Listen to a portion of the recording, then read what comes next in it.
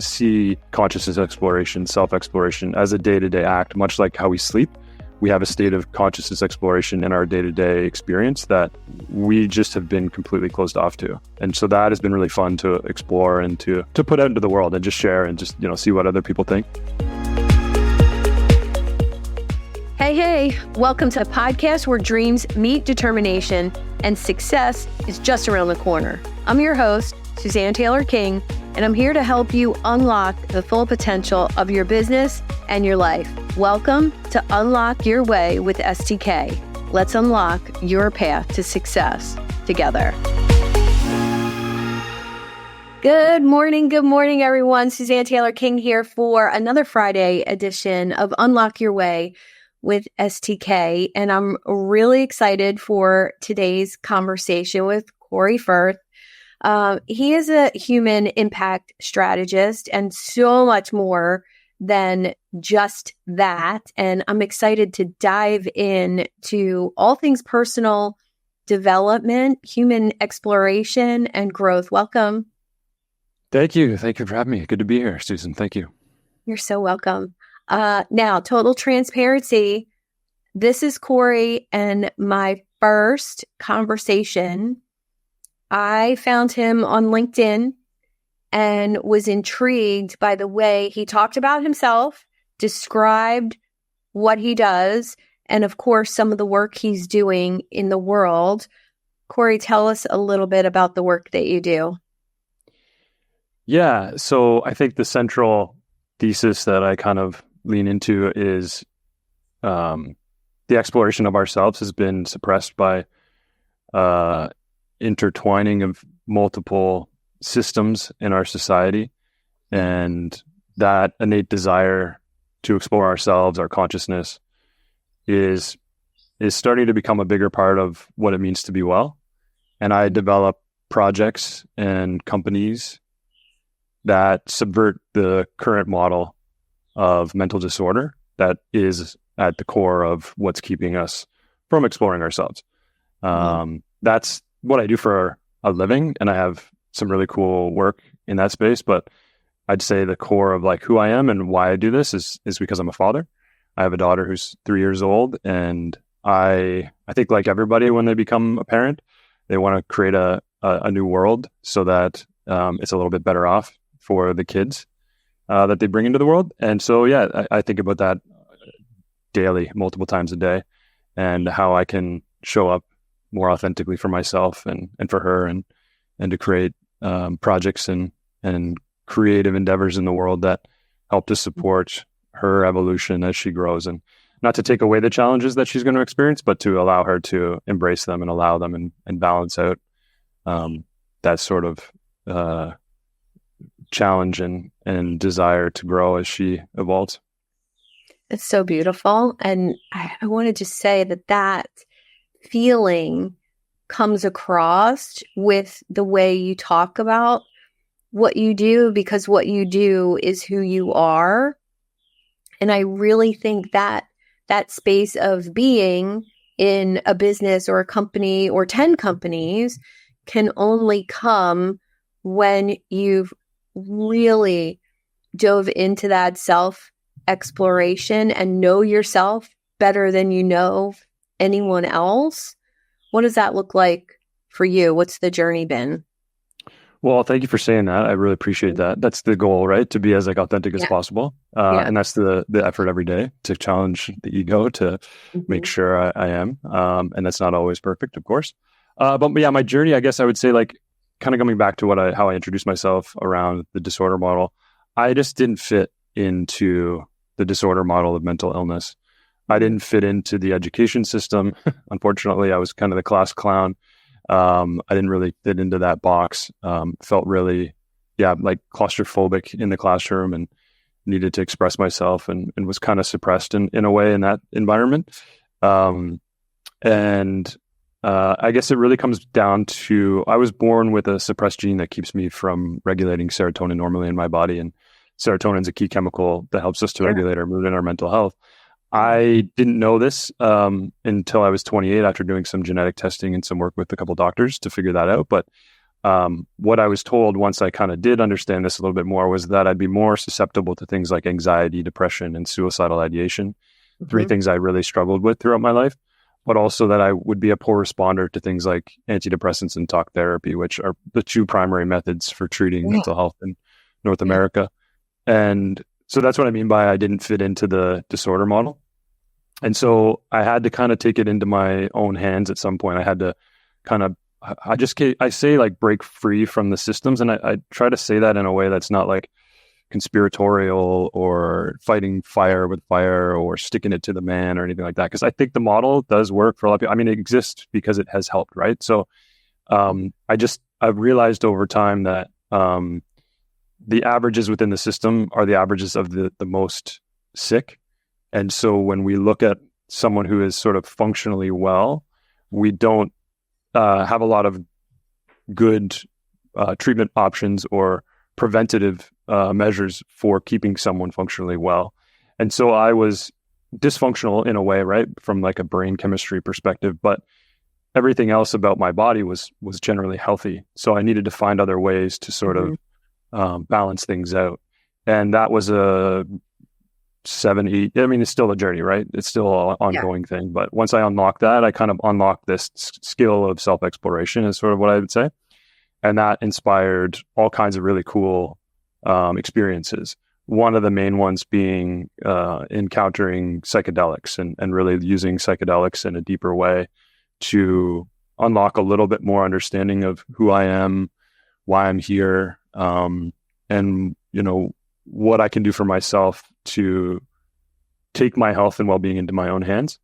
And that has been just like an incredible journey. Very, very challenging, very, very hard, because there aren't systems to support it. But I think we're changing that now. And so that's been a big part of my journey and kind of where I'm at today. It's really what stood out for me as you described that as a mom of a 15-year-old, I was feeling the journey up until you were 28 and kind of figured out that, genetically there's something off. And then looking back, how much did that explain for you about your teenage years and your early 20s? Yeah, a ton. Because, I mean, my parents are amazing. I have the best parents in the world. I have two incredible step parents, all very, very loving. Grew up in a really loving home. But we didn't know what we didn't know back then. Right. And they didn't know what they didn't know. And so I really sort of suffered in silence in a lot of ways because there was no marker for this. There was no definition for what I was going through because, like I said before, we kind of define mental health on the averages of the most sick. So it's not matching up with my environment or my experience, sorry. But I also grew up playing a lot of competitive sports, specifically hockey. And in that environment, there's a whole nother layer of sort of suppression of emotions there where, you know, you're meant to, suck it up and, work. And I'm totally, I'm totally a fan of the idea of work. But recently I've taken on a new understanding of what work is. And Khalil Gibran has a great quote about work. And he says, work is love made visible. And so when I sort of unlocked a deeper understanding here through, the genetic testing, but then like even deeper functional medicine stuff around my general health and all that kind of stuff, I started to realize that like self-work, the idea of work has this connotation of it being challenging and hard. And it was for me, of course. And maybe in some ways it has to be a little bit, but there also needs to be a balance of it being natural. And it being part of evolution, because evolution and the natural order of progress of us as humans, and I think in the natural order of the world, has chaos and order.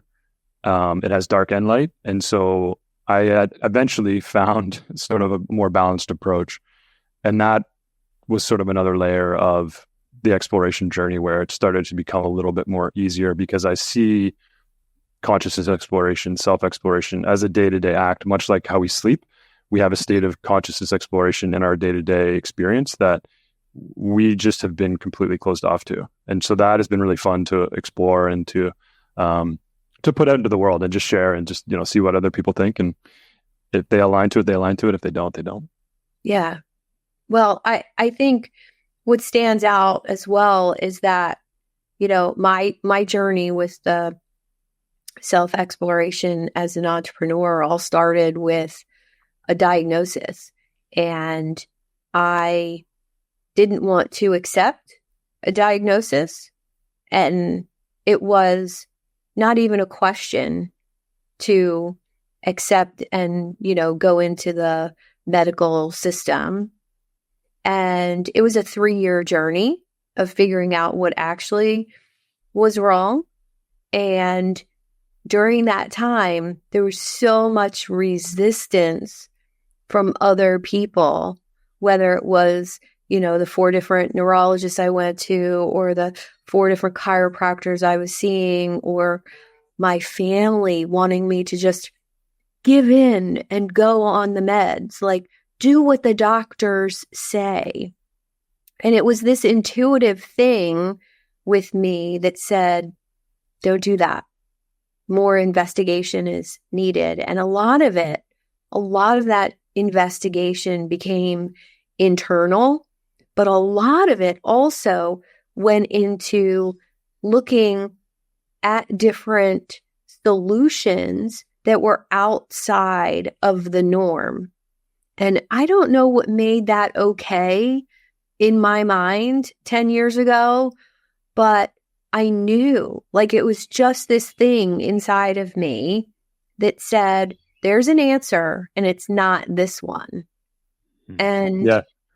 I want to be able to, and I think you're along the same lines here, that to encourage that exploration is just such a gift to be able to encourage that in other people. And I work with business owners and entrepreneurs, and I fully believe that journey, whether it's a health journey or just knowing yourself better, is the key to your business doing better. And have you seen that connection for you, that as you explore yourself and heal yourself, whether it's, physically, emotionally, or even spiritually, that your business goes to the next level? Yeah, 100%. Yeah, because there's so much there. The first thing is, like, I relate to your experience of going outside the system. And the way that I would describe it is, it's about self-knowledge. Once you start to understand yourself, you start to realize that you're very unique, and the system itself isn't necessarily designed for the personal, individual progression of well-being. It's designed in a lot of ways as a Band-Aid when we're sick, to heal it and make it better in the best way possible from the symptom place, not the root cause. So, and the same thing goes for in your business, right? Where there's these little symptoms of weakness or these symptoms of breakage, and we typically try to, like, Band-Aid those up and, like, cover the hole with some duct tape so the leak stops. But the root cause of that is often deeper, right? And it's a whole host of a bunch of different things. But I think becoming more emotionally intelligent, so that the resistance that you feel within the challenge you're experiencing translates into resilience as you dig deeper to find the root cause of whatever it is that's creating the issue. Again, very transferable between the personal evolution experience or the personal health experience to the entrepreneurial journey or the small business startup journey. So I think it's massively important, and I think it's something that is really often overlooked because of, again, it's very similar to the healthcare side of things. The way that, if you look at, like, I was a part of an accelerator recently inside of a university, and the way that they teach you about business is, like, this is going to be very hard. You're going to have to compete, and you're going to have to fight, and you're going to have to will your way to being successful. And that's one way of doing it. And I, obviously that has worked, traditionally, historically, over the last few hundred years. But the other way to do it is very balanced, and it's allowing all of the things, the challenge, the competition, but rather than sort of build the biggest boat, it's about bringing everybody along with you, because we all will benefit from the exchange of knowledge. And that's where I think coming back to the healthcare side of things is what is missing. And it represents the other systems too, I would say, is that the gatekeeping of medicine or the gatekeeping of treatment is through that system that we rely on. But then the gatekeeping of knowledge of what it means to be healthy is also dictated by that system. And so the more that we can remove the gates to the knowledge, the more that we can create, I think, a more holistic way of being. And that goes for business as well, to sort of open up the idea that, yeah, there might be challenge, but if you approach it in this way, more consciously, that challenge becomes more easy to manage and actually is a signal for growth personally and for the business. So yeah, I guess that'd be my summary of that.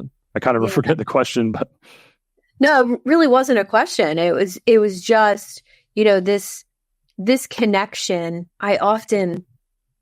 People ask me a lot about networking and, building a great referral network because they see me doing it. And they're like, well, how did you do that? And I kind of relate it to dating.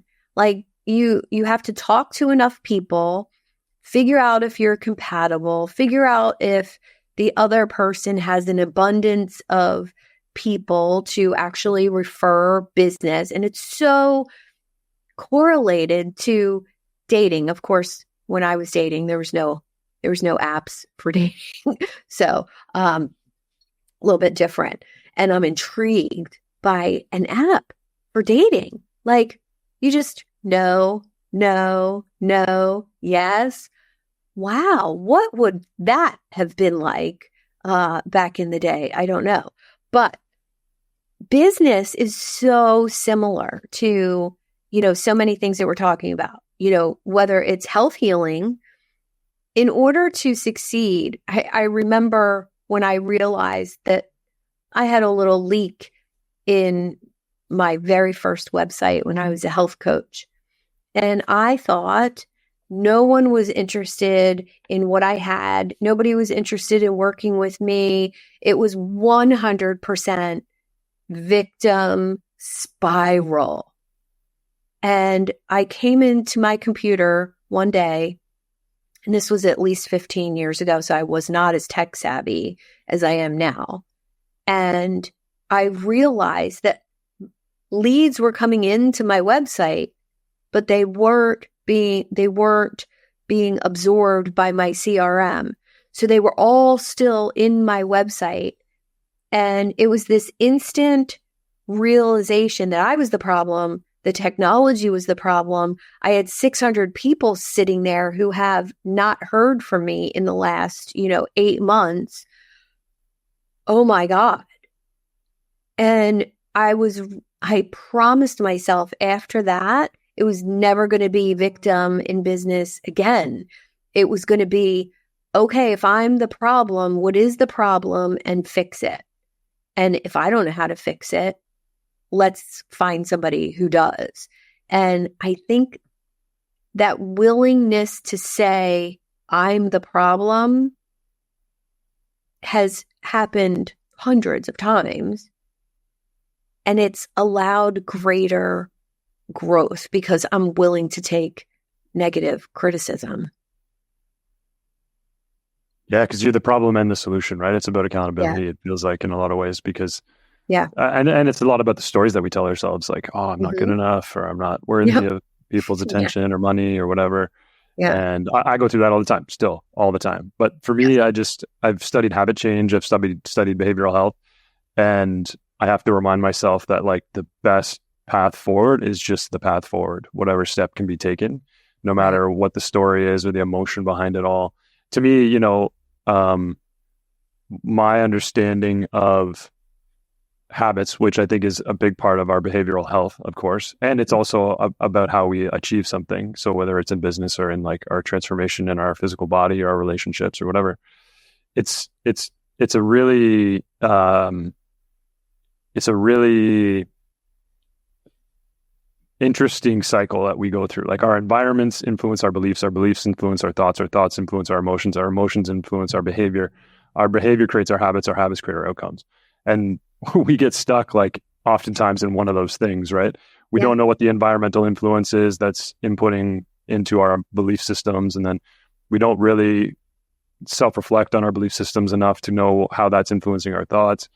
We get stuck in an emotion and we don't really realize the things that we're thinking about are guiding that. And then that just creates this cycle of procrastination or an unwillingness to like move through the thing and do the thing. But just like one bite of the elephant every day on one of those things as you're struggling through something it leads to just such a huge compounding effect, business or physiology. So I think that is something I've had to learn the hard way. And it's something like I'm challenged with every single day. I'm sure you are as well. And I think anyone is in this world. Well, the way you just described it, I saw it as like a map or a ladder. And for some reason I see in pictures, which is one of the reasons I've never, and we'll talk a little bit about psychedelics, why I would be nervous about that. If I already see in pictures without it, that might be interesting for me. But seeing that in a picture of the way everything is influenced by everything in your being, that as soon as you realize that it's your emotions that are kind of directing things, you can become the director of your emotions and not allow things to upset you or aggravate you or whatever's happening. And that changes the outcome. That changes the habit. And I always go back to food for this because I started out as a health coach and a trainer and all of the things. And if you can fix your food, so much else in your life changes. And people struggle with the processed foods, the junk food, the sugar, all of the things. And I used to just say, well, just stop. Just become the person that doesn't do that. And that allows you to change your habit. But most people call it willpower and say, oh, I just don't have willpower. If the sugar is in front of me, I eat it. Or if candy is in front of me, I eat it. Well, then my theory is you don't want that outcome as much as you say you do. And the emotion that you feel before you eat crap is what's driving the crap eating. And I got a lot of grief for that back in the day of that. Susan Pierce Thompson talks about bright line eating. Draw a line in the sand and just become the person who doesn't eat candy. I think the same is true in business, in life, and in parenting. Yeah, I totally agree. I have some opinions about this, but just from my own experience, like I think willpower is super overrated. I think it's actually a block to change.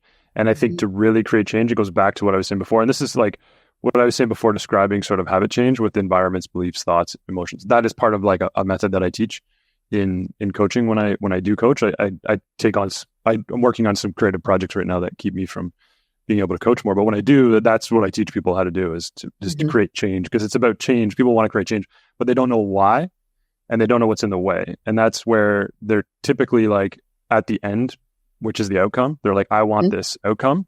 And then they might know a little bit about what's keeping them from the outcome, which is the habit. They might know a little bit about the behaviors, but they might know a little bit about the emotions. They probably don't know as much about the thoughts. They probably haven't examined their beliefs, and they really likely have not understood the environmental inputs. And that's the present environmental inputs and the past environmental inputs. The past environmental inputs are the ones that are really harder to kind of find and to dissect and understand. But when you start with why you want to change and you really understand like the devotion to change and the commitment to change, then you can reverse engineer that cycle backwards. And I see you speaking, or you see in pictures, and it's a cycle, right? Yeah. It's a circle. And so you're constantly evaluating all of those things. And those things are always at play. The environmental inputs are always at play. It's the people that are in your life today, the people that were in your life before that have influenced you from a young age to believe the things that you believe. It's the content that you consume. It's the people that you choose to listen to, virtually through books, through podcasts, through TV, through movies. And that's a good place to start, because that helps you just really understand, like, why are you actually trying to make this change? Are you making this change because you really want to make the change? Or are you making this change because someone told you that it's a worthy pursuit? That doesn't necessarily mean you should do it. So it's a really fun thing to like watch someone like unlock that, because they move beyond that kind of idea of willpower, and belief. The belief system is really what creates the identity to change. But if you don't understand how to like break a belief, then you can't just do it. You can't just say, you got to do it. You can't. Also, the other side of it is there's a balance to all of this. We've created candy. I love candy. It's okay. Every once in a while, if you have a better relationship with your belief systems and the environments and all those things I talked about before, then you can see that candy is just a piece of something in your environment that you can choose to enjoy or choose to vilify. And I think the vilification of these things, that's the same thing for drugs. We talk about psychedelics at some point, but the vilification of drugs is a really big problem in today's environment. We choose to believe that this one is better than this one, but they all have inherent risks and inherent benefits. Just like candy. Candy makes you feel a little bit good. It tastes good. It doesn't necessarily mean that like gorging on a whole bag of candy is going to be good for you long term, and it's not going to be good for your metabolic health. But I think you get what I'm saying. Yeah, I do, and I feel it. I have so much I want to say about things in moderation, but I've been able to achieve really great things physically because of what I am able to do mentally. And I really think business is the same. I think relationships are the same. I want to touch a little bit on parenting. You have a 3-year-old, and how has this affected just this idea of your self-exploration, knowing yourself? How has it improved your parenting, and how has it made it more difficult? It's a good question. I have like a 4 dummies approach to everything. You know those yellow books, the 4 dummies? Yeah. So I try to like think of things very simply. And so the way that I kind of categorize my human experiences in sort of 4 buckets: biological, psychological, socio-environmental, and spiritual. Perfect. And so it's the little boxes that are in those books. Yeah, exactly. Yeah. So I think of like, how does the parenting journey impact all of those things? Like biologically, I have a daughter, and I grew up with 2 brothers, so I don't know that experience of what it's like to grow up as a little girl. And so that has changed me biologically. I'm sure I've tracked my hormones and different things like that around the time that she was born and stuff. And you can look at some pretty cool research to show like what changes in the men, not just as much as what changes in women, but there's change in men in our sex hormones as you're becoming a parent, like through the change from like the gestation period to the actual birth. It's pretty cool to look at. And I felt that, I could feel that something unlocked for me in a different way biologically when she was born.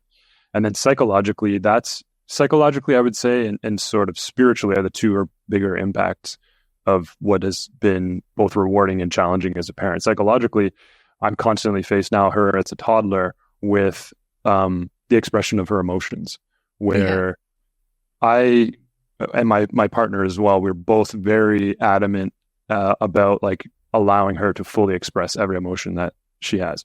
That is the hardest thing for us, because it's very difficult when we're rushed to try to go somewhere to like just sit down and just like cry with her and just like allow her to, have a little emotional outburst.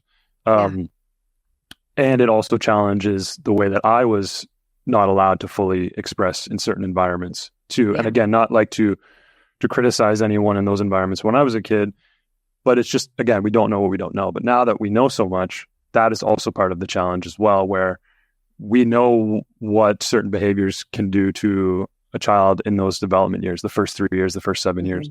And it's hard to like keep that at balance, keep that in the top of your mind as you're going through the emotional experience. So there's this like really present, ongoing processing experience that I'm not necessarily good at, but I'm aware of. And that is a very challenging experience that both my fiance and I sort of go through.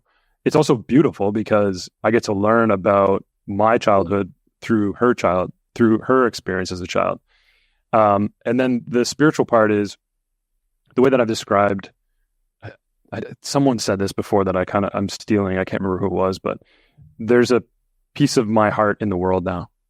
And yeah, that's very raw. That's like an open wound, right? Yeah.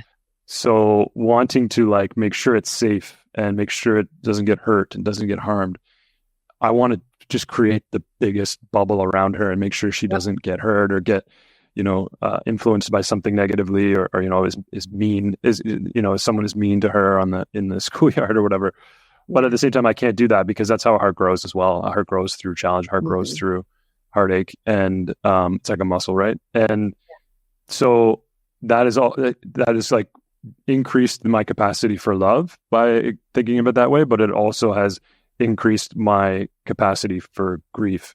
And that's how I would describe the experience of watching my daughter grow. Is it's this polarity between celebrating her beautiful development and growth while also grieving who she once was. And that happens every day. Like the day to day, she's different. And so I'm constantly grieving and sad about not having the constant cuddles and need for my attention, but also celebrating her independence and her growth and her strength and her expression as a little human being. So very beautiful experience, very challenging experience. But that's my summary of where we're at today as a 3-year-old in 2024. Well, I will say you've experienced nothing until you get to the 4s. Okay. Everybody complained about the terrible 2s, and I called it the effing 4s. So that was my take. But I have a boy, and he was fearless from jumping off of things to, bikes and skateboards at 4. There was always a bruise somewhere on his face or chin or something. That was me when I was a kid. Yeah. Yeah.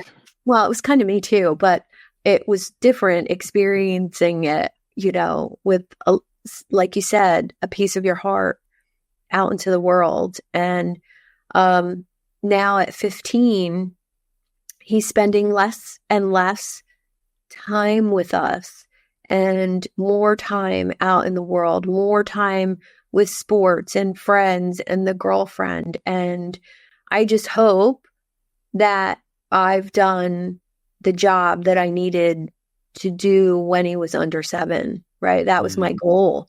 When he not working, being a stay-at-home mom, going back to school to become a coach during that time, starting my coaching practice was all because I wanted to be more available. And it's really paid off for me because he's incredible. But at the same time, it did make me realize things about my own childhood, about, again, I had amazing parents, only child, but it also made me realize that the things that I'm doing and my husband and I are doing together as parents just didn't happen in the 70s. And, children were kind of be seen and not heard. And that whole idea had me stuffing emotions for years. And I had to repair that as I got older and started this self-exploration. Wow, beautiful. You sound like a wonderful mother. Well, I mean, every day, he asked me recently why I still make him food. He's like, I can make my own food. And I was like, all right, don't take all the mothering away, right? Like, there needs to be a little bit. I enjoy making everyone food. It's not just him. Yeah, my mother's like that as well. She loves when we're around and loves to create a nice little feast for us and take care of things because she doesn't get to do that anymore. Right. Yeah. Right. And I think that part of parenting was hard at first, realizing, a little one is there, all encompassing, And you have to be okay with a part of you changing, not going out on Friday night, not being able to just take off and go away for 4 days. And, all those little changes felt hard when he was little. And now I look back and I'm like, oh my God, I'm so glad I made all of those adjustments to my life. And I'm so glad I chose the parenting thing because I almost didn't. Wow. Good for you. Yeah, it's been amazing. All right. Now, I want to talk a little bit about psychedelics and, one, the current paradigm is, from my point of view, is lots of retreats, lots of going into, the jungle and experiencing it. Not so sure about the regulations on that. What's your take on being able to use it effectively, not as like a recreation, but to be able to use it for your own mental health journey? Could you ask me that in a different way? Sure.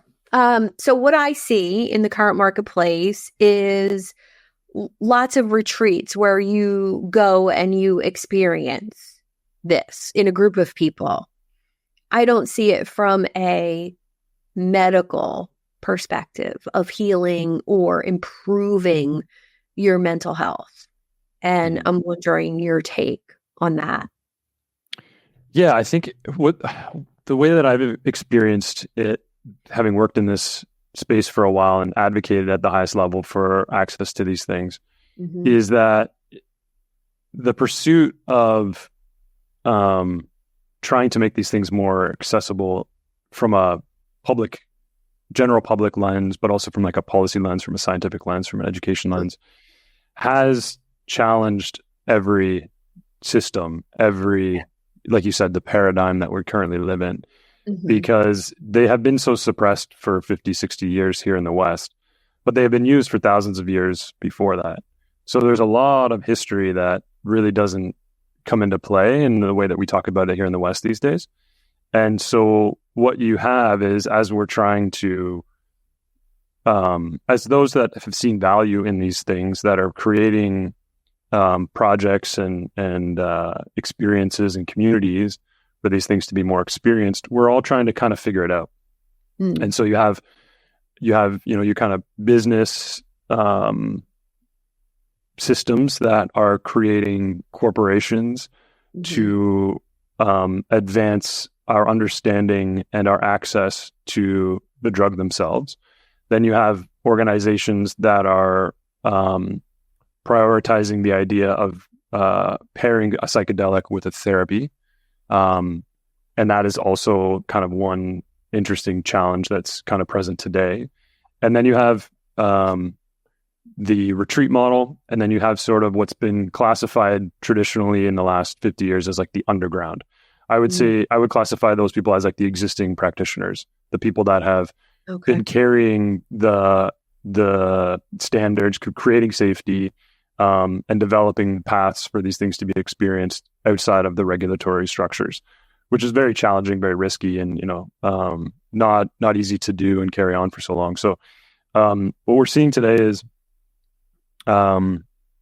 specifically today, like as in very, very recently, the last 50 years or so, a lot of the advocacy work has been gone into the combination of psychedelics and therapy together. And our current regulatory systems just do not account for those two things in combination. They're very separate, right? So in the US, you've got the FDA that really just thinks about the drug. Is it safe? What does it do? That kind of stuff. Is it beneficial in comparison to other things that exist that are legal? But it doesn't account for how you would pair that up with therapy. And that's a very difficult thing for someone who's advocating for therapy or someone who is a therapist to be like, yes, this works. I've seen my clients do this all the time, and they're going through it and they're experiencing it, and it's so powerful. But because there's so many different types of therapy, it's hard to justify its effect and quantify its effect because it's so multifaceted and there's so many different ways to do it. And it's all very personal. It's all depending on who the therapist is and who the individual is that's going through the experience. So that's why I would say that it's kind of like we've kind of stalled out here recently, because a lot of the focus has been on that. But if you look at the surveys and the research that has been done to see what what and how people are using psychedelics today, they're not exploring them for therapy, let's say. They might be therapeutic, but they're doing them recreationally, which I see a lot of value in that as well. Someone I've heard recently say that, the idea of recreation is recreation. So in those environments where you're in relationship with someone, that's a really powerful place to heal. A lot of therapists will say that when your trauma is caused by relationship, it's healed in relationship as well. So that type of experience doesn't have to be in a clinic. It can be with a friend on a couch, but it could also be at a retreat. It could also be at a party. I just think that the way that our societal standards are created through science that influences policy, that influences the education system, that influences like our societal standards, that's a very archaic system. It takes a long time to create change in that environment. And it often lags behind culture in a lot of ways because the laws of culture are not really connected to that. They're connected to community. They're connected to storytelling. They're connected to what feels safe. They're connected to relationship. Yeah. And so we don't have a great way to account for that and to create standards of safety that can exist in those environments. But that to me is really the interesting place that I spend a lot of time. So the two organizations that I work with, one being Five, which is a education and discovery company focused on the compound 5-MeO DMT, which is the most powerful psychedelic experience. We're all focused on creating safety and creating standards and bringing community together to develop best practices so that these experiences can be done in a safe way. Because of it being so powerful, we have to understand what the needs are for the individual going through it and have to create safety standards for that. Because there is still a lot of, like in any industry, there's a lot of misuse. There's a lot of manipulation. Yeah. There's a lot of things that just people are bad actors, and you can't really account for that. It's just naturally going to happen. So it's a little bit of like our, the governing bodies, whatever they may be, like a therapy governing body or a regulatory governing body or a drug developer or a drug governing body or our political system. In a lot of ways, they treat the general public as like unable to think for themselves. Yes. And so, but that's what's happening, in the underground, right? The existing sort of environments right now is we are trying to figure it out, and we are figuring it out pretty well. And so, like the work being done at Five, we're creating safety for those experiences to happen so that we can show positively what can happen, even with the potential risks that are there. And we're continuing to just move the boundaries slowly but surely and creating those spaces that are environmentally friendly, that are consciously, created, and that are designed to keep people safe. And then the other company I work with, I helped to start up, and I'm more kind of on the strategy side now. Just sort of a small amount of my time is really focused on psychedelic safety as well here in Canada. And we developed a psychedelic first aid program. And the concept there is all kind of similar to what physical first aid does and mental health first aid does. But there's nothing in this world that exists today to account for the transpersonal experience of a psychedelic. Transpersonal meaning like beyond the ego. There is a desire for a lot of people to go beyond the ego to understand what, maybe troubled them in the past, or, just break the mold, right? Break the default mode.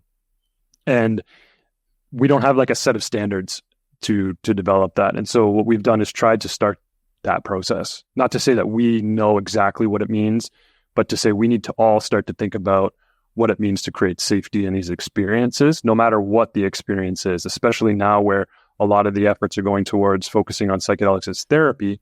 Most people, if you look at the numbers, they're not exploring that style of experience. They're going into the basements, they're going into the parties, they're going into the woods, they're going into the retreats, they're doing it by themselves, they're doing it with friends. So the same way that first aid, physical first aid, mental health first aid is designed for the general public and the healthcare system, we've developed a model for that as well, so that the healthcare system starts to integrate a more compassionate way to understand how these experiences are going, rather than just like sticking someone in a room and hoping the trip dies off, or worse, hitting them with another chemical that may actually keep someone stuck, or someone at a party or someone in a more recreational style environment knows how to see the difference between what is emerging and what is an emergency. And there's a very clear distinction, I think, and we're becoming more aware of it now, but what's something that is emerging might feel like an emergency to the individual, but someone who's a little more conscious and has a little bit more understanding, well, I'll say that are a little more psychedelically literate, they'll know that there's a difference between what is emerging and someone needs to see it and go through it versus, okay, yeah, we need to call someone and we need to make sure that you're physically safe and psychologically safe. And, it's time to call the ambulance or whatever it may be. So I'm kind of rambling here, but I guess in general, what I see in the current space, in the current, psychedelic movement is a really big focus on safety, because these things are going away, but policy is way, way behind. And we need the grassroots style community building piece and safety. And that's what Five and Numa does to create that level of safety across the board. And we're calling everybody in to try to develop that and co-create that. Beautiful. It made me curious about how any of the ancient or, centuries old information on this is being used today, like instant curiosity about where it came from and, the ancient stories of plant medicine. And I'm fascinated by all of that. And I'm wondering if any of that ancient information is being used today to kind of guide where it goes. Yeah, it is. It is in some ways. It's not in the bigger healthcare system. Like they just don't have a good way of integrating that in. It's not. We live in a society that's governed by scientific absolutism.